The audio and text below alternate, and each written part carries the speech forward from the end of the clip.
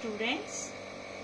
I am Dr. Kamala, Assistant Professor of Political Science from New Government Degree College, Sevalingampalli. Today we are going to discuss a political thought of Plato. So, Plato he has done a greatest work and he attempted to establish the philosophic conception of an ideal state in which justice prevails. Plato was born in 427 BC in Athens in a distinguished aristocratic family. Actually, his real name was, does anyone know his real name? No. So his real name was Aristocles, which meant the best and renowned. So actually he was given this nickname Plato because of his broad and strong shoulders. He has broad and strong shoulders. That is why he was given the nickname Plato. Right. So actually the entire philosophy of Plato revolves around the Socrates doctrine. Now who is Socrates actually? Yes, he is the teacher of Plato. So Socrates doctrine actually, virtue is knowledge. What is that? Virtue is knowledge. So actually Plato met Socrates in 407 BC at the age of 20, and then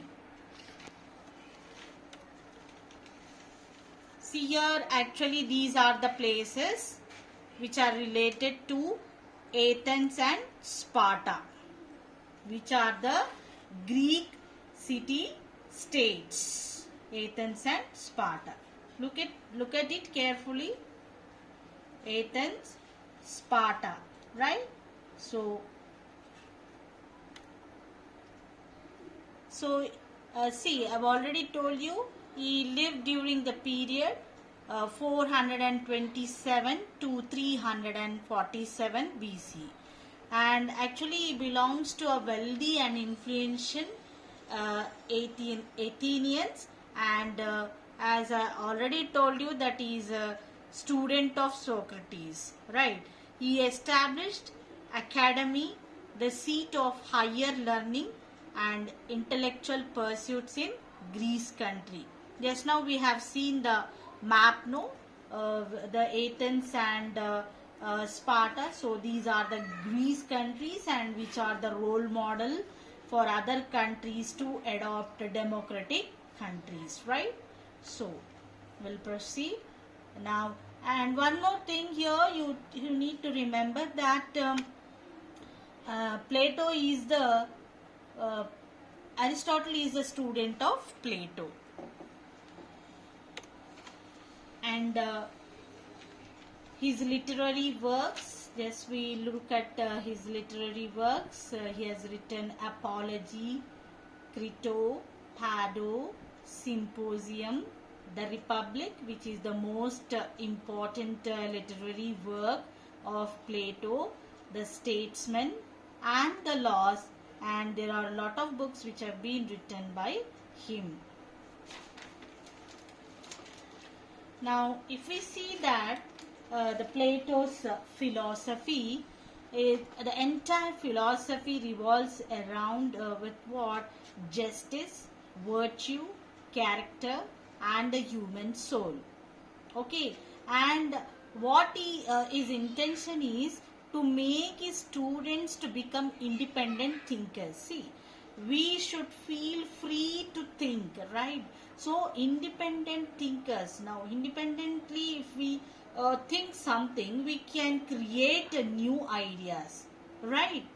How will create new ideas? When we have an independent mind, and independently we should think of it. And the only good life or life worth living is a life reasoned by your own mind. See, look at this slide. The reason should be by your own mind, not others' ideas and opinions. Right? We should not copy others' ideas or opinions. We have to change our life according to our mind, right? And we have to examine our life, history, and ideas. Once you self examine, then you are ready for your knowledge, right? We have to examine ourselves. For example, if we are doing something wrong, then we should have to reason it or think it, whether we are doing right or wrong. Because see, man is a social animal. Only the human beings have the capacity to think, right? And we have the reasoning power to differentiate what is good and what is bad, unlike animals, right? So we have to examine our life and history and ideas. Once we self examine ourselves, then we are ready for knowledge. So knowledge begins in not knowing, right? I don't know is the first step. So open to learning. Everyone doesn't know anything, right? Everyone needs to search, everyone need to create, everyone needs to think, right? So it is a first step. We have to open for learning. See, every day is a learning experience for everyone. Each day teaches us one thing or the other. It is a new experience, right? So we learn everything, right? Everything has truth or an essence, and the job is to seek this truth. Life is an adventure and journey, not destination, right? We should not halt at a particular destination. We have to move on. So life is an adventure and journey, right? So every day, today I have listened to one of the webinar which has been conducted by the Indira Priyadarshini College, where I heard Professor Hargopal sir was speaking about the on enhancement of skills of the teacher, right? So every day we have to learn till death. He was saying that till death we have to learn, right? So that destination should not be stopped at one junction. It should be a continuous adventure, right? And the good teacher will spark you, lead you to the truth with integrity, reason, and imagination. See, the teacher is the second parent for you, right? The first parent is your parents, and the second one is your teacher. Second parent is your teacher, because see, the teacher does not have any selfish thing, okay, right? She or he is there for to enlighten you, to know the means bringing light in your life, right? So she or he is showing a direction to you so that you can achieve your goals. Now this lead to what? Truth. That is with integrity, reason, imagination. It is going to the teacher will going to spark you, right? Now virtue is excellence or doing your best, reaching your highest potential for good. All humans have potential for virtue, goodness, and to shape good character. See, we are saying that human beings are different from animals, right? Animals, they don't have any reasoning capacity, right? So when human beings have such reasoning power, we can differentiate between what is good and what is bad, right? So we have to shape our means. See, all the citizens, if there is a if the country is what sit, is between a good citizens, then automatically that country will be developed, right? So it will become a role model for other states also, or other nations also, right? If there is, for example, if the ruler is corrupted and the people are corrupted, then what happens? The shape of the state will be it don't have that good character also. The potential rests in human soul, right, in our mind. Everyone born with a soul. See, in movies also you might have been seen that if you're doing something, or if you're thinking about doing something, immediately the mirror like object will come, and it will say, hey, stop, don't do this, don't do that. We will have some soul, inner soul, that comes and tells us to do this thing and to do not to do this thing, right?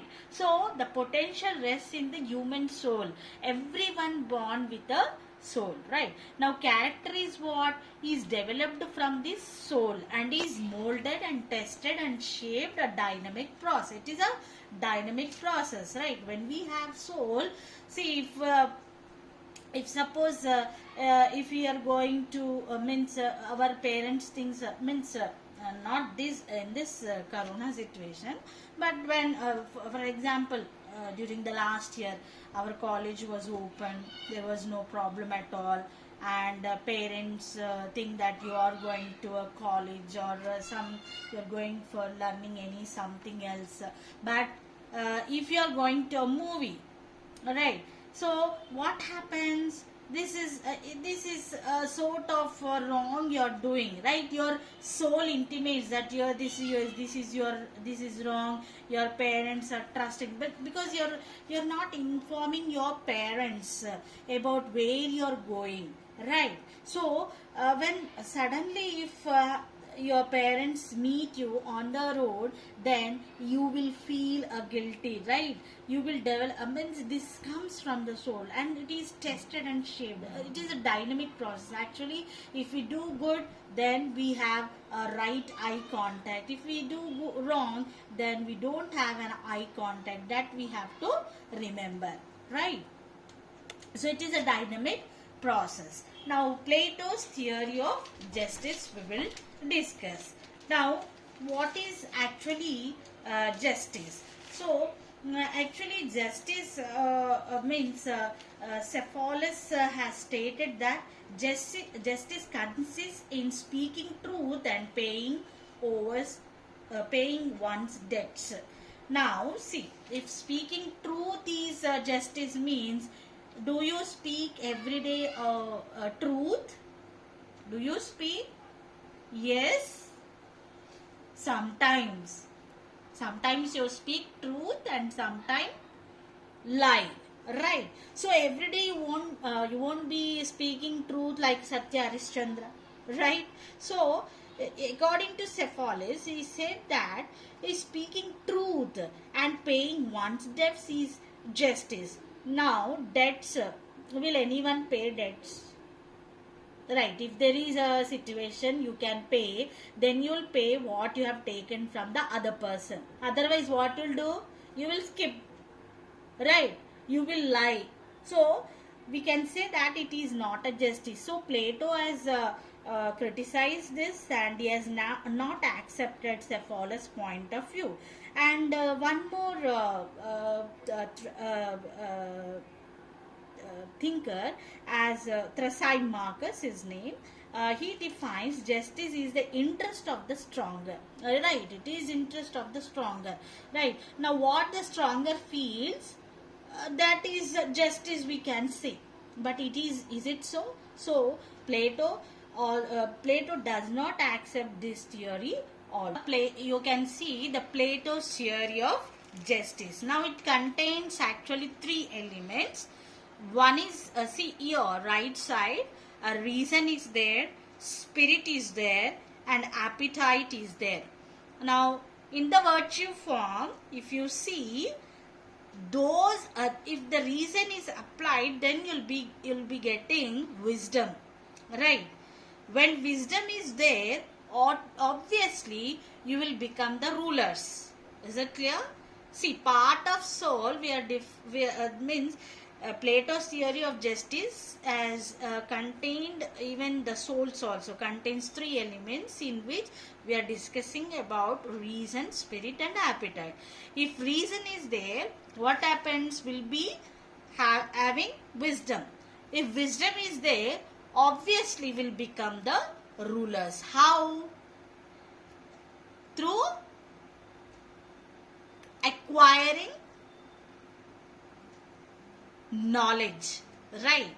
And it is a continuous knowledge. Will discuss in the system of education of Plato, right? Next one is spirit. Now the spirit in virtue form, you can see that they are courageous people and they will provide auxiliaries. Part of the city is to they provide auxiliaries to others, right? Next, the third category, if you see, appetite. Now appetite in virtue form will be moderation, who will become obviously the producing section of the society. Now there is a society is actually a mutual satisfaction of needs by persons whose capacity supplement each other.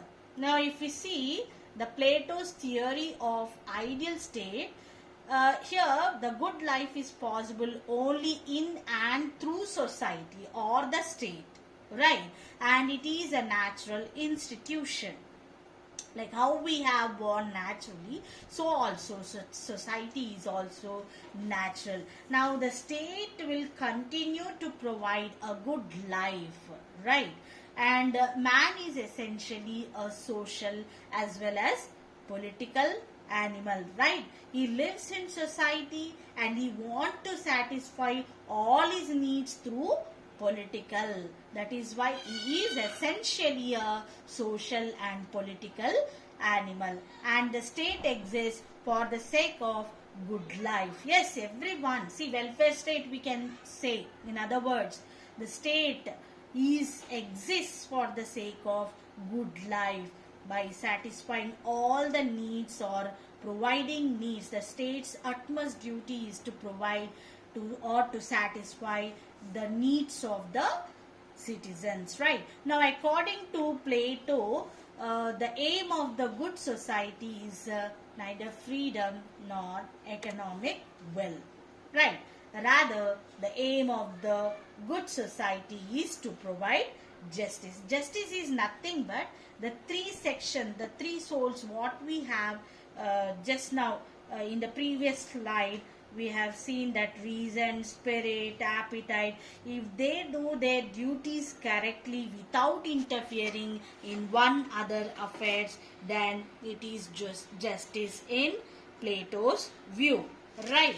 Now, a true state therefore must be conformed to justice, and the state does not decide to what is just.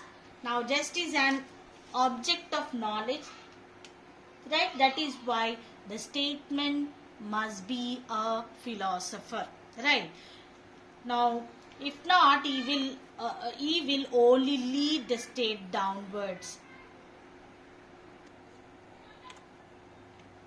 Now philosopher, ruler. Now it is the main focus of Plato's ideal state. The ruler not only protects the lives of his people but also transforms them as good human being, right? He transforms them into good human being.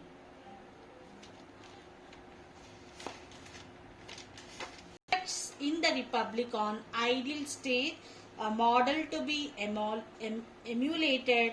Existing states were imperfect because philosophers were not rulers. The ideal state was a yardstick to judge political practices, and most of the political and metaphysical problems he has adopted the deductive form, that is from general to particular. Now here we'll discuss about Plato's scheme of education. Now his scheme of education represents a state-controlled system of compulsory education. See, Plato education scheme is systematic and progressive and has two phases which are elementary and higher. So he says that up to the age of 66, a child is to be taught simple, religious and moral truth. Then from 7 to 18 years of education is both physical, it should be related to both physical as well as intellectual, and it includes basic sciences, music for general study of poetry and literature, gymnastics to be developed, which develops a sound physique. Now the above training is followed by a 2 year of military training, which is calculated to develop courage, self-control, character and discipline. Now those who do not study after 18 years are dropped down to become artisans or producers, right? So after military training there is a public examination, and those who fail it are dropped down to become warriors. Now the remaining students are given 5 years more training in mathematics, chiefly or mainly the science and dialectics. At the age of 35, they are required to undergo practical training for 15 years. At the age of 50, they will become full guardians, devoting half of their time to state affairs and all to speculation. Now they are now guardians or philosophers in the true sense. That is why he stated that philosophers will rule the country or the state.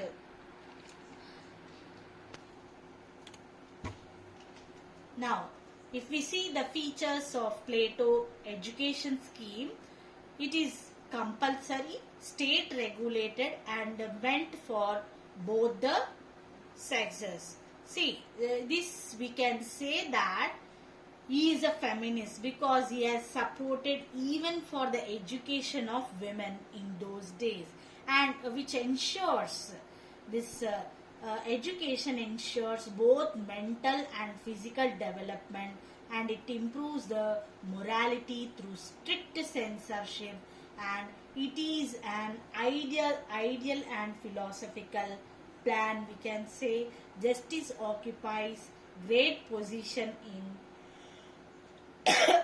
it, and it lays stress on a course of dialectics.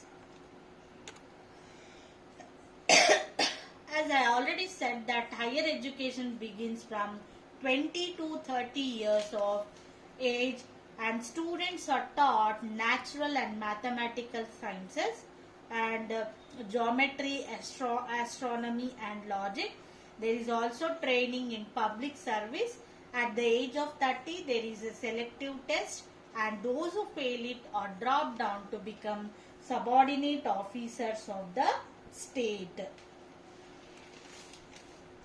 Now, Plato's theory of communism.